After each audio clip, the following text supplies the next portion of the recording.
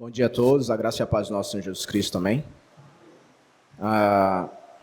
Como o pastor falou, né, iremos trabalhar hoje o livro de Provérbios de uma forma panorâmica, mas abordaremos, dentre outras coisas aqui, nesse ensino panorâmico de Provérbios,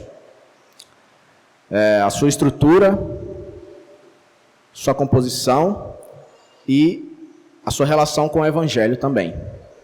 Bom, o livro de Provérbios, falando de uma forma panorâmica, ele é um livro escrito em uma linguagem poética e também é um livro chamado sapiencial, ou de sabedoria. Nessa categoria também se inclui o livro de Jó e o livro de Eclesiastes. Provérbios, em grande parte, ele foi escrito por Salomão, o rei Salomão, filho de Davi, né, sucessor do trono, após a morte de seu pai.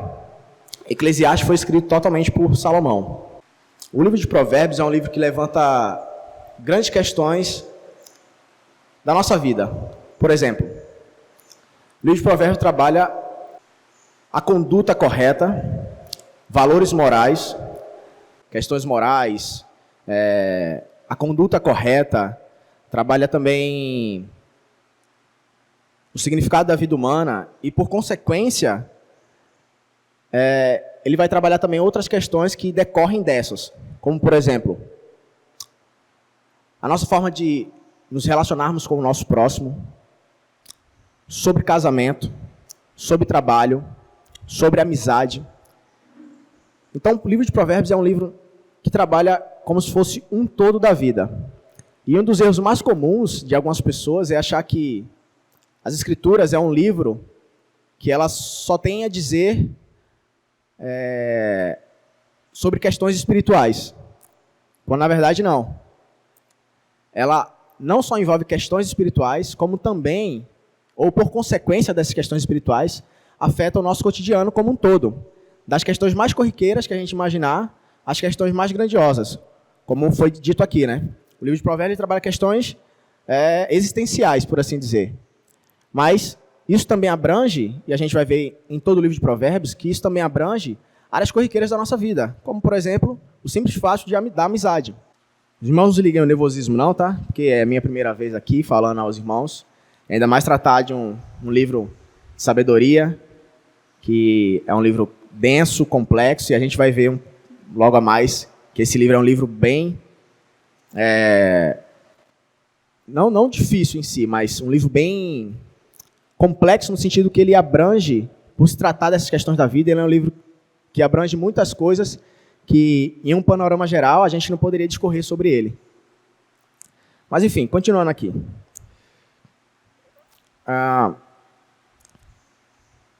De forma geral, o livro de Provérbios, a gente vai abordar aqui de forma geral sobre ele, a sua forma de ensino, o seu modo de ensino e a sua estrutura. A primeira pergunta que vamos responder é como o livro de Provérbios ensina. Bom, e aqui eu quero que os irmãos tenham as suas Bíblias em mãos, para que a gente possa ler os textos e refletir sobre essa forma de ensino, ou como o livro de Provérbios nos ensina. O livro de Provérbios nos ensina basicamente por essas 5 categorias: comparação, ou comparando, contrastando, avaliando, priorizando e advertindo.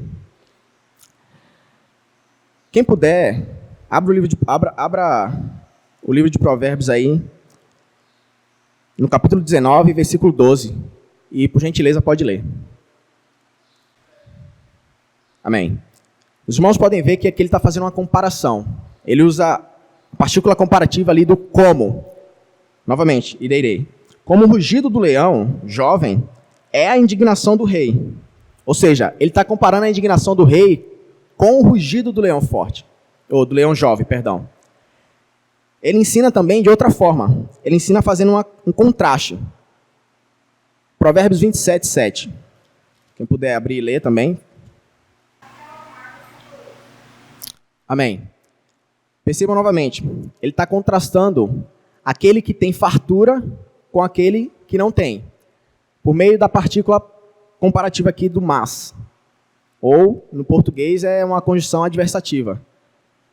ele fala assim: a alma farta, a alma farta pisa o favo de mel, mas para a alma faminta, todo amargo é doce. Então ele está fazendo um contraste aqui. Ele está dizendo que a alma que tem tudo, ou aquela pessoa que tem de tudo, ela ela pisa no mel, ou seja, naquilo que é um alimento para si. Mas a alma faminta, para esta, até o amargo se torna doce. Então ele está fazendo um contraste aqui. Provérbios 15, 23. Novamente, quem puder abrir e ler. Aqui, ele está fazendo uma avaliação por meio do verbo é. Ou seja, ele está avaliando que como é boa a palavra dada a seu tempo. Se a gente voltar um versículo acima, no 22, a gente vai ver que ele diz assim, ó: quando não há conselhos, os planos se dispersam, mas, havendo muitos conselheiros, eles se firmam. O homem se alegra em responder bem. E quão boa é a palavra dita a seu tempo. Então a gente percebe que ele está fazendo aqui uma avaliação. Quando há conselheiros, ou melhor, quando não há nenhum conselho, os planos se dispersam. Quando há conselheiros, os planos se firmam. E como é boa a palavra do homem ao seu tempo. Ele está fazendo uma avaliação. Provérbios 22, 1. Aqui ele vai fazer uma priorização. Vou ler. Vale mais ter um bom nome do que muitas riquezas, e o ser estimado é melhor que a riqueza e o ouro. Aqui ele está falando sobre a questão de você ter um bom nome. E ele está fazendo um contraste no sentido. Ele está priorizando quando ele fala assim, ó. Vale mais ter um bom nome do que. Então ele prioriza ter um bom nome do que ter muitas riquezas e etc. Então você vê aqui que ele está fazendo o quê? Priorizando uma coisa em detrimento da outra. Ou seja, vale mais ter um bom nome do que ter muitas riquezas. E por último, advertência. Provérbios 24. Capítulo 20, versículo 4. Vou ler novamente. O preguiçoso não lavrará por causa do inverno, pelo que mendigará na cega, mas nada receberá. Aqui a frase está pelo quê, mas pode ser por isso, pode ser dita por isso também, né? Então aqui ele está fazendo uma advertência. O preguiçoso não lavrará por causa do inverno, ou seja, ele não trabalhará por causa do inverno, ele ficará deitado. Pelo quê? Ou seja, por isso,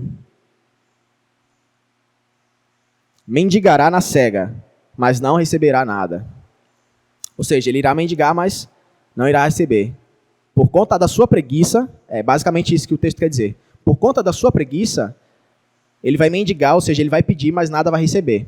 Então ele está fazendo uma advertência. O preguiçoso mendigará. O preguiçoso não trabalhará no inverno. Por isso, ou seja, ele está advertindo, por isso, ele não vai receber quando mendigar. Bom, partindo de como o livro de Provérbios nos ensina, adentremos agora na segunda questão. Qual a forma que Provérbio usa para ensinar? E basicamente, Provérbios usa duas formas para ensinar. É a personificação e o uso de personagens. Vamos ler aqui comigo Provérbios 8, capítulo 8, versículo 1. E a gente vai entender melhor esses dois usos que Provérbios faz na forma do seu ensino. Todos acharam?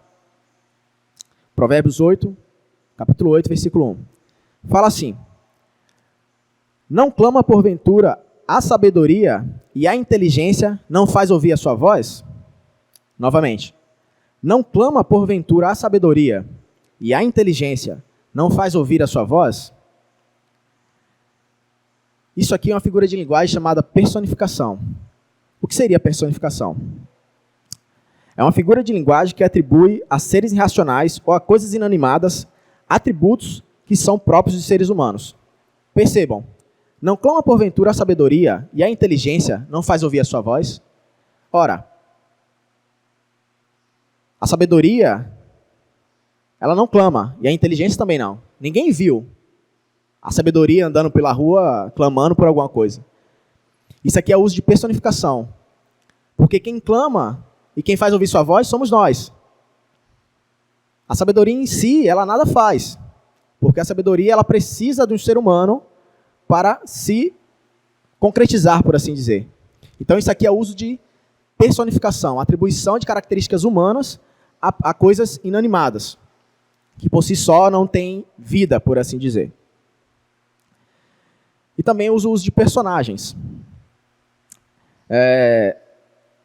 E aqui eu vou me apoiar na revista, onde ele vai usar 5 personagens, basicamente. Ele usa a figura do personagem do simples, do preguiçoso, do insensato, do escarnecedor e do sábio.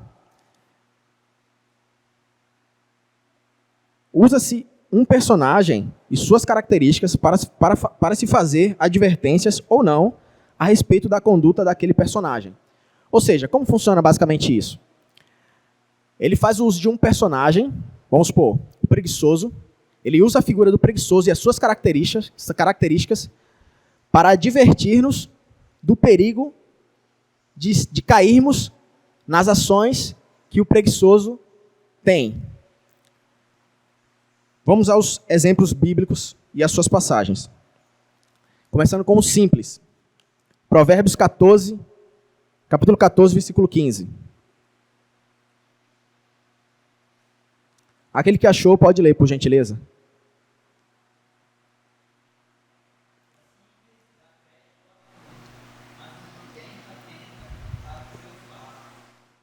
Ou seja, o simples é aquele que ouve tudo, sem discernir nada.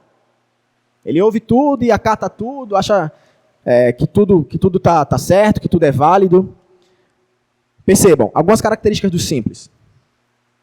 Não tem capacidade para distinguir entre o bem e o mal, entre o certo e o errado. Não tem filtro moral para fazer escolhas. Todo mundo é bonzinho para o simples. Não tem objetivos na vida. Não tem capacidade para antecipar as consequências de suas ações. Isso aqui é consequência dele justamente não saber fazer avaliações do que é certo e do que é errado. Porque ele é simples, ele não tem conhecimento algum. Então, para ele, tudo que falam está valendo, está certo, está correto. Essa é a característica do simples. E é esse personagem que Provérbios usa muitas vezes para nos alertar, para não incorrermos nesse mesmo erro, em atentarmos para tudo sem fazer avaliações. Temos também aqui a figura do preguiçoso. E aqui vamos para um texto clássico da Bíblia, né? Que minha mãe usava quando eu não queria fazer as coisas em casa, ela usava esse texto aqui para me advertir. Provérbios 6, capítulo 6, versículo 6 a 11.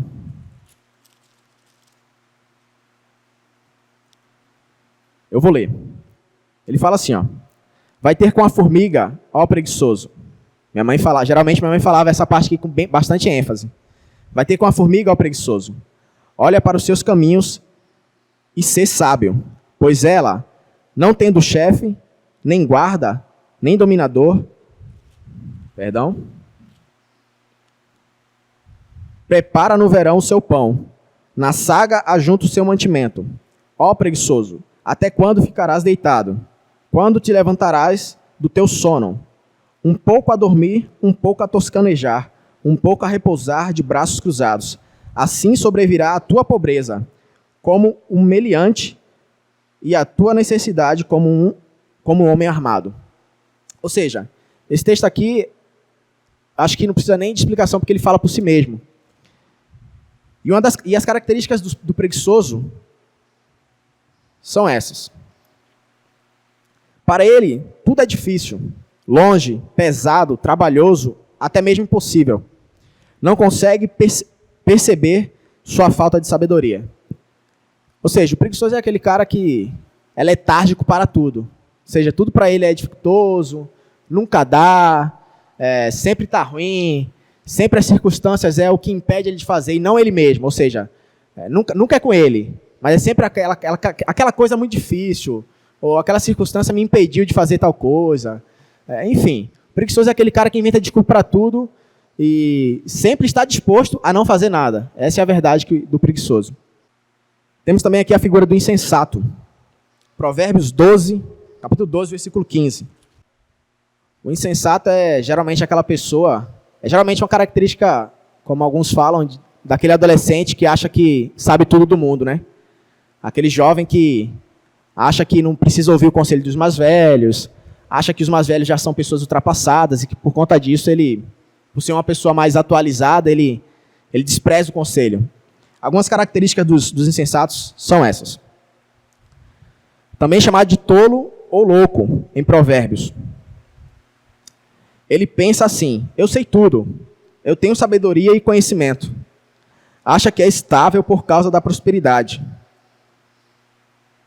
Aqui a revista destaca uma curiosidade que o insensato é mencionado 46 vezes no livro de Provérbios. Então é basicamente essa característica do insensato. Muito se fala que essa é uma característica do adolescente, mas Provérbios ele não atrela isso à juventude em si. Porque essa característica pode estar presente muitas vezes até em pessoas adultas, que se acham sabedoras do mundo e acham que não precisa ouvir nada nem ninguém. Ele se basta a si mesmo. E isso é um erro.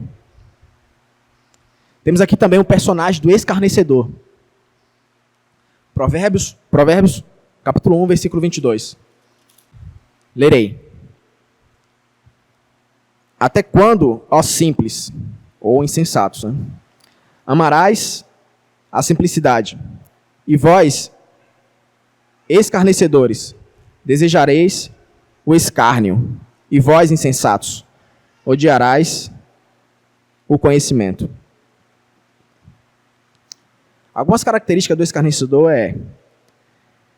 ele é incorrigível, ama a zombaria ou o escárnio, é sarcástico, não aceita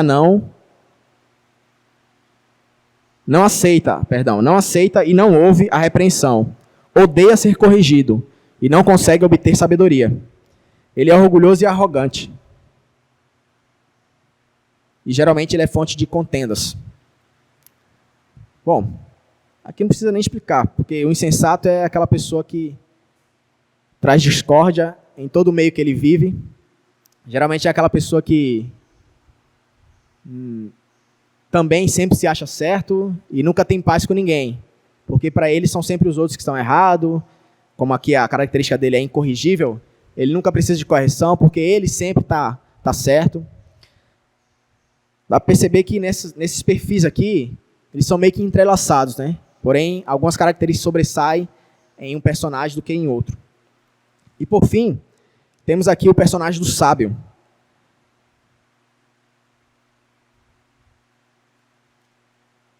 Que ele fala lá em Provérbios 9, capítulo 9, versículo 10. Mas eu gostaria de ler aqui o Provérbios, capítulo 1, versículo 5, que fala assim: o sábio ouvirá e crescerá em conhecimento, e em entendimento adquirirá sábios conselhos, para entender os provérbios e sua interpretação, as palavras dos sábios e as suas proposições. O temor do Senhor é o princípio do conhecimento. Os loucos desprezam a sabedoria e a instrução. Ou seja, algumas características do sábio de acordo com Provérbios, o sábio é alguém que aprende o ensino, a inteligência, o bom proceder, a justiça, o juízo, a equidade, a prudência, o bom senso. Bom, o sábio é aquela pessoa cheia de virtudes. Essa é a verdade. E essas virtudes vêm justamente pelo seu temor a Deus. Veremos aqui um pouco mais tarde em nosso estudo, um pouco mais para frente em nosso estudo, que a dinâmica de provérbio é uma dinâmica de círculo. E eu vou explicar basicamente como que funciona essa dinâmica em provérbios. Mas então, recapitulando, o livro de provérbios ensina basicamente fazendo comparações, contrastes, avaliações, priorizações e advertindo. Geralmente usa a personificação para fazer isso e também personagens, como o simples, o insensato, o escarnecedor e assim por diante. Bom, a estrutura do livro de Provérbios, ou a composição, pode ser basicamente dividida em 3 partes. Primeiramente, Provérbios de Salomão, que vai do capítulo 1, mais ou menos, até o capítulo 24, onde entre o capítulo 1 e o capítulo 9, ele faz justamente esse uso de personificações, ou seja, ele atribui à sabedoria, principalmente, características de seres humanos para mostrar como que é a sabedoria,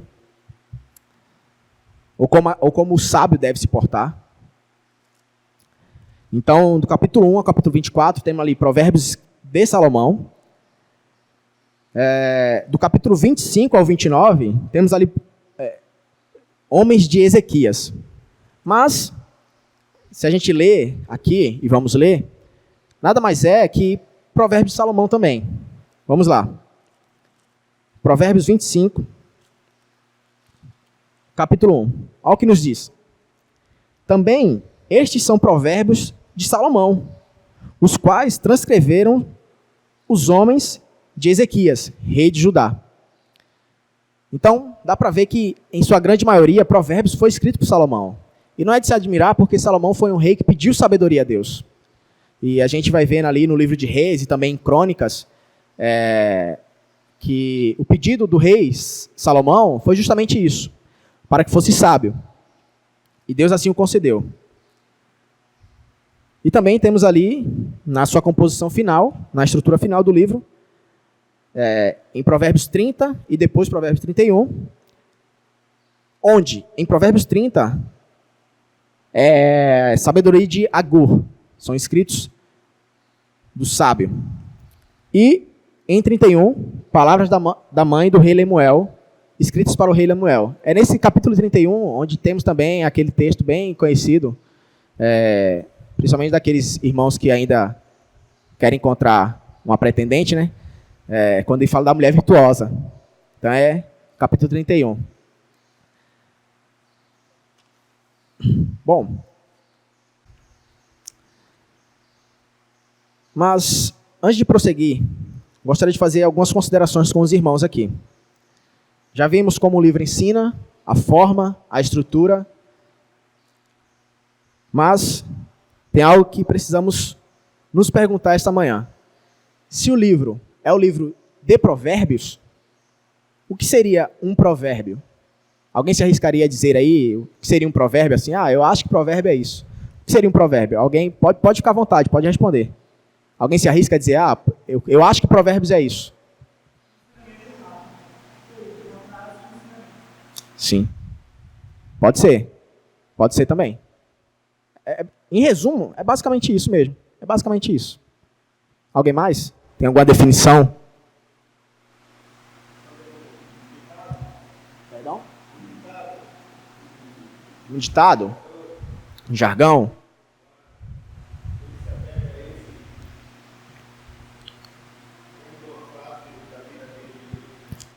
Tem uma relação.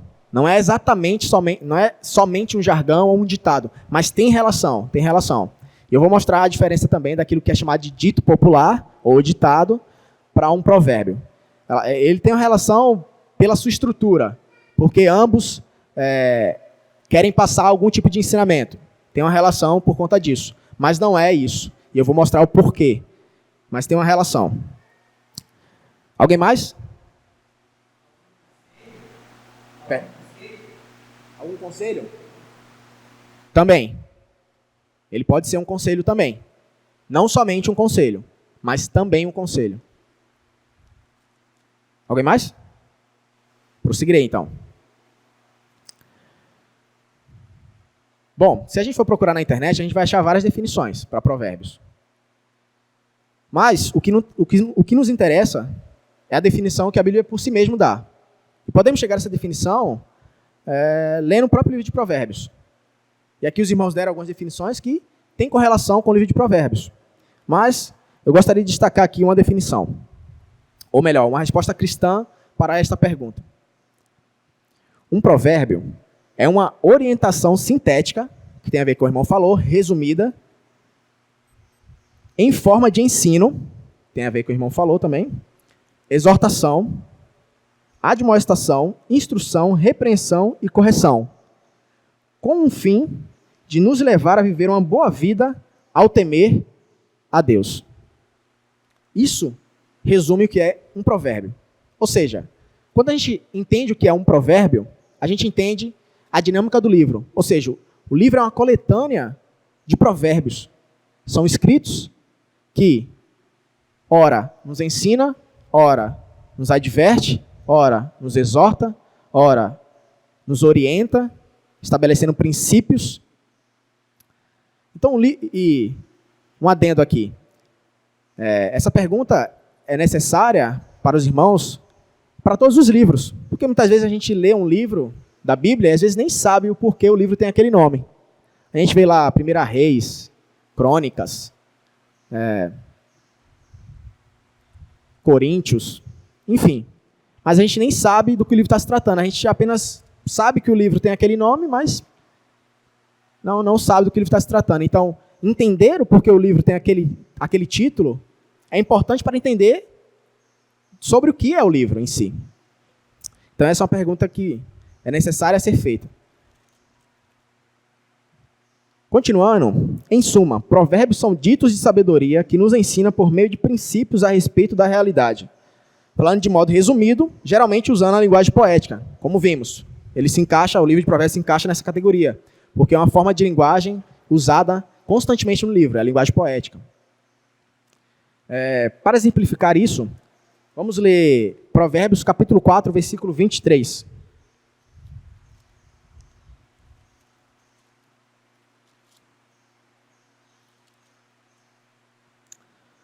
Olha o que a palavra de Deus nos diz. Sobre tudo o que se deve guardar, guarda o teu coração, porque dele procede as fontes da vida. Então você vê que é algo resumido, porém, se a gente parar para analisar somente essa frase, a gente vê que ela é de uma complexidade, ela é de uma riqueza que a gente poderia ficar domingos e mais domingos aqui falando somente sobre essa única frase e possivelmente a gente não conseguiria esgotar o sentido dela. Então, Provérbios é um ensinamento, e aí que eu vou trazer o ponto que eu falei para o irmão. Onde que ela se diferencia daquilo que é dito, daquilo que é chamado de dito popular, ou de sabedoria popular. É justamente aí. Porque Provérbios, ela é uma sabedoria vinda do próprio Deus. É Deus conferindo ao homem sabedoria em questões corriqueiras do nosso dia a dia. Então, por se tratar de uma sabedoria vinda do próprio Deus a nós, ela é algo que é riquíssima, por natureza. Porque é o próprio Deus falando a nós. Então isso aqui, a gente poderia ficar aqui, ou poderíamos escrever livros e teses sobre isso, e era capaz que a gente não conseguiria esgotar o sentido do texto, o significado do texto e a sua complexidade. Então, percebemos com isso que é um livro muito rico naquilo que ele se propõe a nos dizer. Como eu falei, Provérbios, ele tem, eu lendo o livro e estudando um pouco, eu chamei de dinâmica do círculo. Provérbios tem dinâmica de círculo. Vou explicar. Poderíamos fazer perguntas como: para que serve um provérbio? Já vimos que um provérbio ele serve para instruir, ensinar, repreender, corrigir, orientar e disciplinar. Poderíamos também perguntar: qual a finalidade? Bom, a resposta basicamente seria essa: nos levar a viver uma boa vida enquanto tememos ao Senhor. Pois, se eu temo ao Senhor, eu observo as suas instruções. Se eu observo as suas instruções, eu sou sábio. Se eu sou sábio, é porque eu obedeço ao princípio de temer a Deus. E se eu temo a Deus, isso vai se repetindo. E assim sucessivamente. É basicamente isso. A dinâmica de círculo é basicamente isso. Se eu temo ao Senhor, eu sou sábio. Mas temer a Deus, ele está intimamente relacionado em estar submisso à sua palavra. Se eu estou submisso, é aquilo que Tiago fala, não somente de ser uma pessoa ouvinte, mas também praticante, eu vivo a palavra de Deus. Mas eu só vivo a palavra de Deus porque eu temo a Deus. E assim, ele se repete. Se eu temo a Deus, eu sou sábio. Se eu sou sábio, eu estou submisso à palavra de Deus. Porque uma coisa não é desassociada da outra. é como a nossa perspectiva protestante de fé e obras. Uma coisa não está desassociada da outra. Uma coisa, inevitavelmente, leva a outra. Se eu creio, eu vivo aquilo que eu creio, e viver aquilo que eu creio é ser operante em obras boas. A consequência da obra não é minha salvação, mas a consequência da minha salvação são o frutificar também em obras. Então é basicamente isso que eu chamei de dinâmica de círculo. Temo, observo, sou submisso, observo e observo porque eu temo. Mas aqui cabe fazer algumas distinções também. Porque eu falei anteriormente que, na definição de Provérbios, que ele tem a finalidade de nos levar a viver uma boa vida ao temer a Deus. Mas aqui a gente precisa fazer algumas distinções e definir o que seria viver uma boa vida. Porque muitas vezes a gente tem alguns conceitos que não são bíblicos do que seria viver uma boa vida. E vamos estabelecer aqui o que é viver uma boa vida, segundo as Escrituras. Não tenho intuito aqui de esgotar, obviamente, esse assunto, em falar que é viver uma boa vida, etc. Mas, de modo gerais ou em linhas gerais, vamos falar aqui o que é viver uma boa vida. Assim como um dito popular não é necessariamente um provérbio, viver uma boa vida também não é necessariamente viver uma boa vida como o mundo define o que seja viver uma boa vida. A gente tem que entender que, numa visão cristã de mundo, a ordem correta é a ordem inversa do mundo. Porque o mundo, muitas vezes, prioriza ou chama de bom aquilo que a Bíblia chama de mal. Para o mundo, viver uma boa vida é ter bens, ter saúde, ter fama, provavelmente, e assim sucessivamente. Agora, entenda que a crítica não é a você ter isso. Mas a crítica é: o mundo põe isso em lugar de Deus. Ao passo que, se eles não têm isso, eles andam inquietos, porque somente isso satisfaz a vida deles. Então, ter uma vida boa é ter necessariamente isso. Tem pessoas que falam: eu não vim nesse mundo para passar por perrengue, não. Eu vim nesse mundo para ver uma vida boa. Mas o bom para eles é justamente isso. É alcançar tudo aquilo que os seus corações desejam, e não importando os meios, muitas vezes. E mesmo até que, por meios corretos, eles tornam isso errado porque eles estabelecem isso como o alvo da vida deles a ser alcançado. Para eles, isso é viver uma boa vida. Mas na concepção cristã, isso não é ter uma boa vida. Embora essas coisas por si só sejam boas. Não estou falando novamente que isso seja ruim. Mas para o cristão, diferente para uma pessoa que não é cristã, para um cristão, quando essas coisas não vêm, ou quando essas coisas não são alcançadas, o cristão, mesmo assim, permanece feliz. Por quê? Porque o alvo da vida de um cristão é o próprio Deus. Deus, para ele, é o sumo bem. De modo que, se essas outras coisas não vierem ou não forem alcançadas, não há um abalo naquilo que o cristão é. Ao passo que, para aquelas pessoas que não são cristãs, quando elas atingem isso, mas essas coisas são perdidas, elas se desesperam. A sua personalidade é abalada, porque para o mundo, eles precisam ter algo para ser alguém. Constantemente somos avaliados por isso. Somos avaliados pela nossa classe social, somos avaliados, isso no mundo, somos avaliados pelo aquilo que temos. Porque aquilo que temos para o mundo é aquilo que somos. Mas um cristão não. Ele é porque ele tem Cristo em si agora. Então ele se tornou alguém novamente. Então, por mais que não tenhamos aquilo que o mundo chama de prioridade, ou chama de bom, ou de uma boa vida, continuamos sendo, porque temos aquele que é a vida de fato. Então, viver uma boa vida não é viver uma boa vida nos padrões do mundo. Então, quando eu digo que temer a Deus é viver uma boa vida, ou o fim de temer a Deus e ser sábio é viver uma boa vida, não é que você vai temer a Deus e Deus vai te dar riquezas, ou que você teme a Deus para alcançar isso.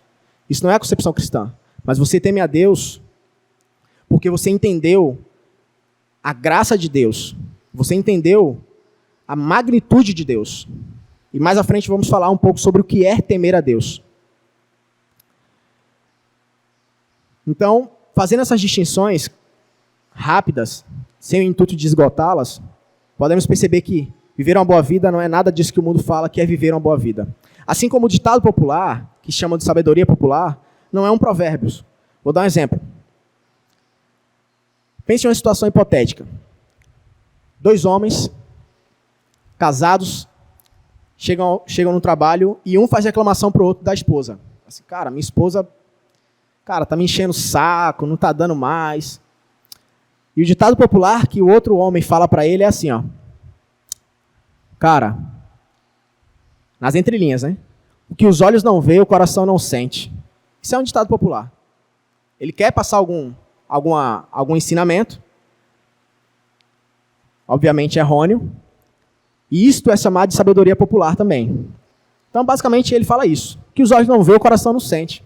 Vai lá, pô, pega outra mulher, contanto que a tua não saiba. Esse é o dito popular. Mas perceba o contraste de provérbios, ou de um provérbio. Nessa mesma situação. Se formos ao capítulo 5 de Provérbios, o título é bem sugestivo. Ele fala assim, ó, o perigo do adultério. Então percebemos o contraste entre um dito popular e um provérbio. O dito popular, ele flui da imaginação caída de homens, dos desejos pecaminosos de seus corações. Fluem também, é verdade, das experiências que se tem no dia a dia, como quem se mistura com porco, farelo come, entre outros ditos populares aí, que não necessariamente estejam errados, óbvio, mas que não expressam também em si uma sabedoria pautada por Deus, diferentemente de Provérbios. Provérbios é a sabedoria do próprio Deus vindo a Salomão. Porque quando Salomão pede algo a Deus, e Deus assim o concede, Deus está concedendo-lhe um dom. E dom é aquilo que nos vem por graça de Deus. Então, quando Salomão escreve seus escritos, inspirado pelo Espírito Santo, obviamente, ele não escreve de si mesmo, ele não escreve da sua imaginação. Mas ele escreve baseado na sabedoria do próprio Deus, mesmo que seja tirando lições do seu dia a dia. Mas ele a interpreta por meio dessa sabedoria divina, e não por meio das suas intenções, das suas imaginações e seus desejos. Então essa é a diferença do dito popular para um provérbios. É julgar tudo por meio da palavra, entender tudo por meio da palavra. Isso é ser sábio, é estar, novamente, temer a Deus é ser sábio, mas ser sábio é estar submisso à palavra de Deus. E por conta disso, julgar todas as coisas por meio da palavra de Deus.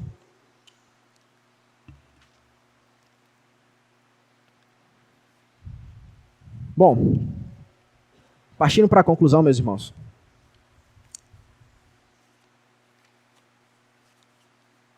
Percebemos aqui que a palavra-chave do livro de Provérbios é sabedoria. Mas a pergunta que devemos fazer é: para que serve a sabedoria? Ou para que buscá-la? Para que ter a sabedoria? Novamente, aqui quero fazer um contraste entre uma visão cristã e uma visão secular. Bom, eu fui do quartel muito tempo e eu trabalhei com um sargento que ele fazia mestrado e estava com vistas ao doutorado. E ele se achava muito sábio.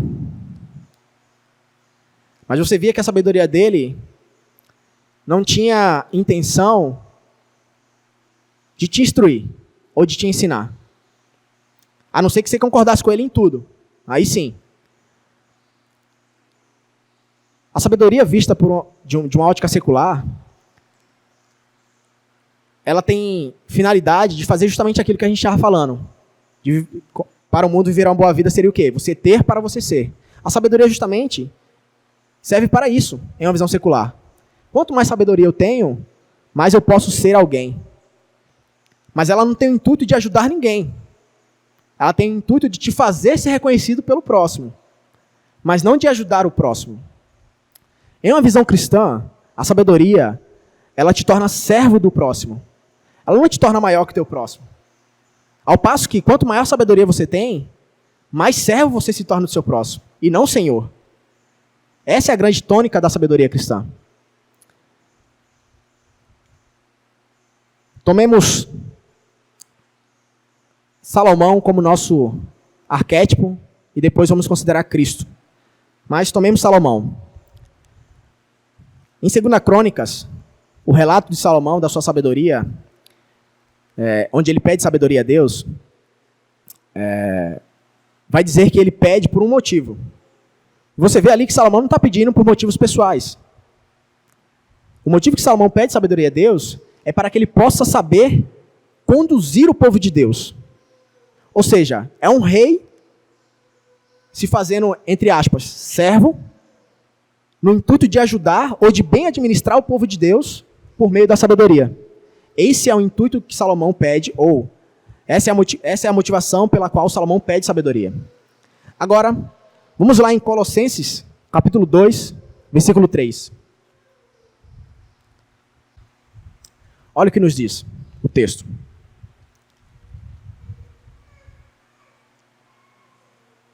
Desde o versículo 2, perdão. Desde o versículo 2 até em diante. Colossenses, capítulo 2, versículo 2 em diante.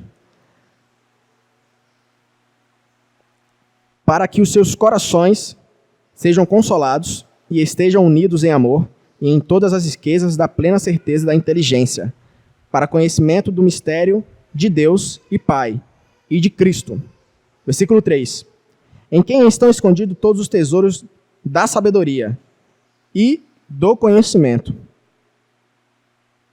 Digo isso para que ninguém vos engane com palavras persuasivas. Novamente, o versículo 2 fala que Cristo é a sabedoria de Deus. Em alguns textos vai falar exatamente que Cristo é a sabedoria poder de Deus e sabedoria de Deus.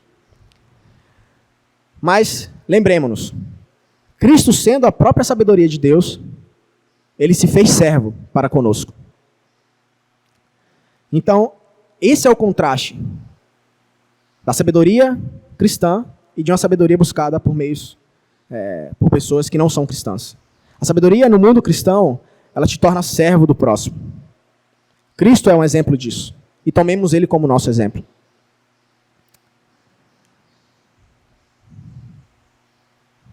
Prosseguindo.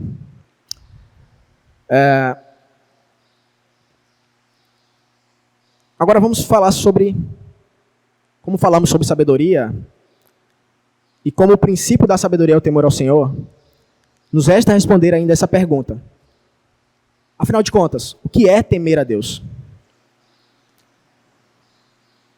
Novamente, o intuito aqui não é esgotar esse assunto, dar uma conclusão final sobre o mesmo, mas é falar aqui sobre o entendimento que se tem desse assunto. Bom, temer geralmente, ou temor geralmente, as pessoas associam muito a medo. Mas será que é isso que a Bíblia fala, que é temer ao Senhor? Bom, eu creio que temer a Deus não é necessariamente você ter um medo em um sentido servil do termo. Ou seja, naquele sentido que você sabe que Deus é um ser superior e que você anda pisando em casca de ovos porque você acha que Deus está com raio na mão, pronto para qualquer erro que você tiver, Ele te castigar. E por isso, por medo da consequência, é que devemos temer a Deus. Não é esse tipo de temor que a Bíblia nos orienta a ter para com Deus. Embora Deus de fato seja um ser superior a nós, pois Ele é Deus e não há nenhum outro ser além dEle. E embora, como fala em Hebreus 12, 28 e 29, Deus é um fogo consumidor, o nosso Deus é um fogo consumidor também. Embora tudo isso seja verdade,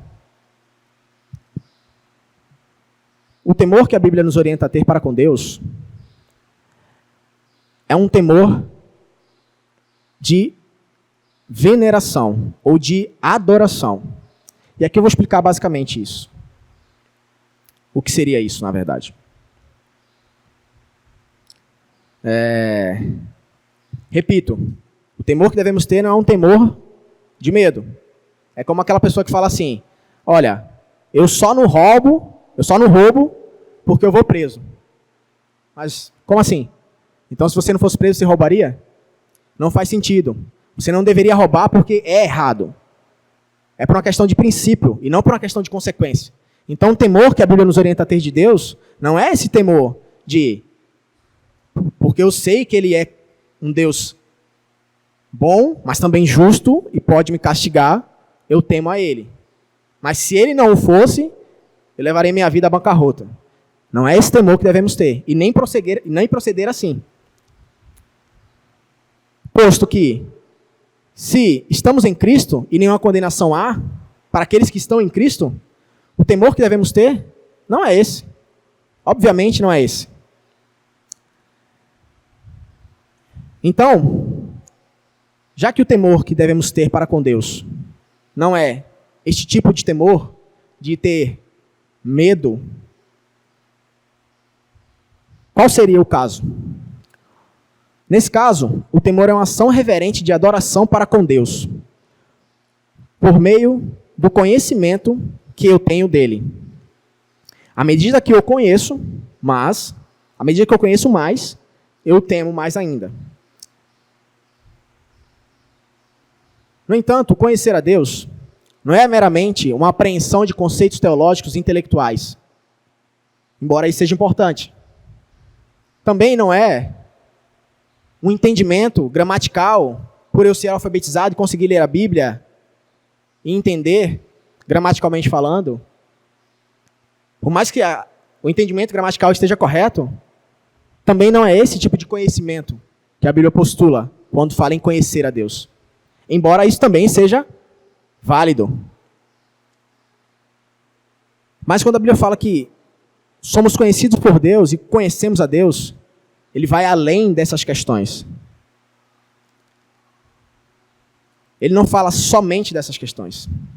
E com ir além, eu quero dizer que conhecer a Deus, ou ser conhecido de Deus, é você se tornar um só com Deus. A título de curiosidade, a Bíblia vai falar que o termo que a Bíblia usa para conhecer é o mesmo termo que é usado lá em Gênesis, capítulo 4, quando fala que Adão conheceu a Eva. Mas ali em Gênesis é um conhecimento sexual mesmo, onde Adão conheceu a Eva, se tornou uma só carne com ela e etc. Agora, quando a gente vai para Gálatas, a gente vê lá no capítulo 5, quando ele fala dos deveres das mulheres e dos esposos em sua vida conjugal, ele vai falar sobre isso também. Mas, Paulo, ele faz uma distinção. No final, ele vai falar assim, que a união que temos com Cristo é um mistério. Não é do mesmo tipo que o homem se relaciona com a mulher, que ele se une com a mulher e se torna uma só. Mas é no mesmo sentido em que nos tornamos um só com Cristo. Não existe uma disparidade, mas uma unidade. Este é o tipo de conhecimento que a Bíblia postula quando fala em conhecer a Deus. É nós agora tendo a natureza do ser divino em nós. É algo que é substancialmente posto em nós. A saber, se isso é tirado, deixamos de existir, por assim dizer. Se esse conhecimento, ou seja, se essa natureza é tirada de nós, é como se deixássemos de existir. Então é nesse sentido de tornarmos um só com Deus. Isto é conhecer a Deus. E isto é feito por meio dos méritos de Cristo. Isto é feito por meio da ação do Espírito Santo em imputar sobre nós a obra salvadora de Cristo.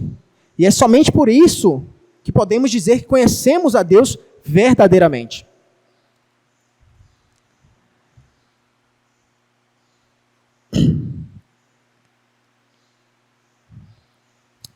Portanto, à medida que eu cresço em conhecimento e o conheço,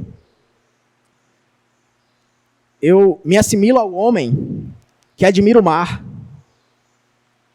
e por conhecer a sua imensidão, o teme.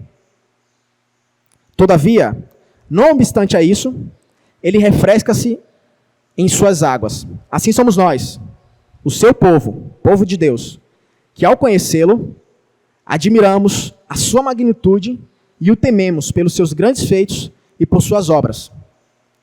Contudo, nos deleitamos na sua maravilhosa graça. Este é o temor que devemos ter para com Deus. É um temor de, quanto mais eu conheço a grandeza e o ser de Deus, mais eu o admiro, mais eu o adoro, mais eu o amo. E por isso eu temo, porque eu sei que Ele é grande, que Ele é excelso, que Ele é supremo. Este é o temor que devemos ter para com Deus. Concluo dizendo que temer a Deus é estar em submissão à sua palavra. Submetem-se à sua palavra aqueles que verdadeiramente o conhecem. Embora, e aqui eu vou deixar um parênteses, embora, em variadas medidas, essa submissão pode ocorrer. Ou seja, é óbvio que existem cristãos que estão há anos na igreja e não mostram um caráter verdadeiramente aprovado, como se de fato fosse um cristão e como se de fato temesse a Deus, por conhecê-lo. E percebam que a maturidade cristã, ela não tem uma correlação direta ou uma relação direta com a idade cronológica. Não tem a ver com isso. Porque muitas vezes as pessoas se vangloriam em dizer: ah, eu tenho tanto tempo de igreja. O que é que você está falando? Eu tenho não sei quantos tempos de igreja. Ah, eu sou... Como um rapaz uma vez me falou: ah, eu sou batista não sei, há 30 e poucos anos. Tá. E o que isso quer dizer? Absolutamente nada diante de Deus.